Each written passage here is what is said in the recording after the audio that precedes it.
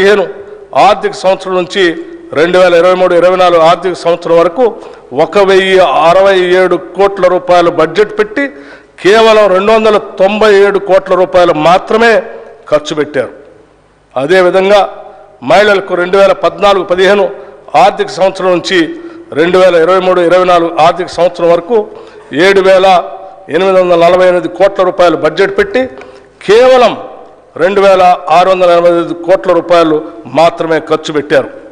ఈ విధంగా సమాజంలోని 90% జనాభా ఉన్న ఎస్సీ, ఎస్టీ, బీసీ, మైనారిటీ మరియు మహిళల కోసం గొప్పలు చెప్పుకోవటానికి పథకాలు బడ్జెట్లో ఉన్నాయి తప్పితే వాటికి నిధుల విడుదల లేవు. ఈ సాంప్రదాయానికి స్వస్తి పలికి మా ప్రభుత్వం వాస్తవానికి దగ్గరగా రాబడులు అంచనా వేసి దానికి అనుగుణంగానే పథకాలకు కేటాయింపులు చేయటం జరిగింది. ఇది మా చిత్తశుద్ధికి నిదర్శనం.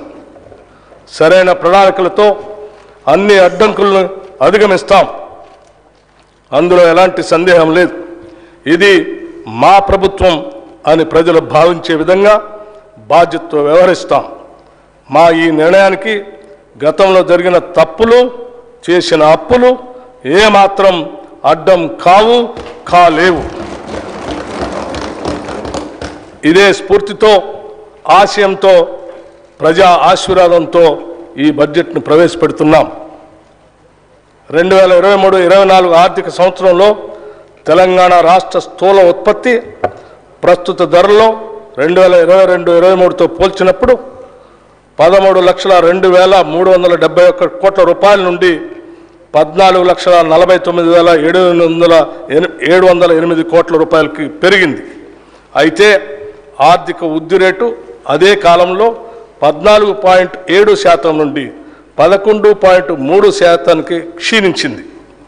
దేశీయ స్థాయిలో వృద్ధి రేటు మాత్రం 16.1% నుండి 8.9%కి పడిపోయి మరింత ఎక్కువగా క్షీణించింది. పర్యవసానంగా భారతదేశ జీడిపి వృద్ధి రేటుతో పోలిస్తే తెలంగాణ రాష్ట్ర వృద్ధి రేటు 2.4% ఎక్కువ. తెలంగాణ ఆర్థిక వృద్ధి రేటు స్థిరమైన ధరల్లో గత సంవత్సరం 7.5% నుండి 1% తగ్గి ఈ సంవత్సరానికి 6.5%కి పడిపోయింది. దేశ స్థాయిలో ఈ వృద్ధి +0.1%గా ఉంది. తెలంగాణ ఆర్థిక వృద్ధి రేటు తీవ్ర క్షీణతను చవిచూసిందనేది స్పష్టమవుతా ఉంది. తెలంగాణ మరియు భారతదేశం యొక్క ప్రస్తుత మరియు స్థిరమైన ధరల వద్ద భిన్నమైన వృద్ధి రేట్లు తెలంగాణలో ఉన్న అధిక ద్రవ్యోల్బణం రేటును సూచిస్తున్నాయి.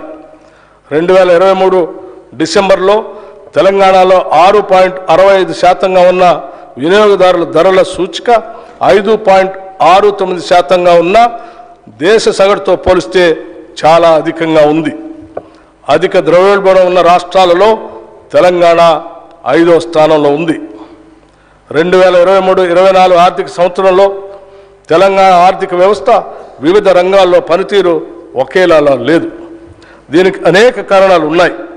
ప్రాథమిక రంగాల్లో ఒకటైన వ్యవసాయం చాలా క్షీణించింది. వ్యవసాయ రంగంలో పంటల ద్వారా వచ్చే స్థూల విలువ 49,059 కోట్ల రూపాయల నుండి 45,723 కోట్ల రూపాయలకు తగ్గి -6.8% వృద్ధి రేటుగా నమోదు అయింది. ఈ గణనీయమైన తగ్గుదలకి ప్రధాన కారణం ప్రతికూల వాతావరణ పరిస్థితులు, నైరుతి రుతుపవనాలు 17 రోజులు ఆలస్యమయ్యాయి మరియు సీజన్లో వర్షపాతంలో తీవ్ర హెచ్చుతగ్గులు వచ్చాయి. ముఖ్యంగా ఆగస్టు మరియు అక్టోబర్లో పంటలు కీలక దశలో ఉన్నప్పుడు వర్షపాతం గణనీయంగా తగ్గింది.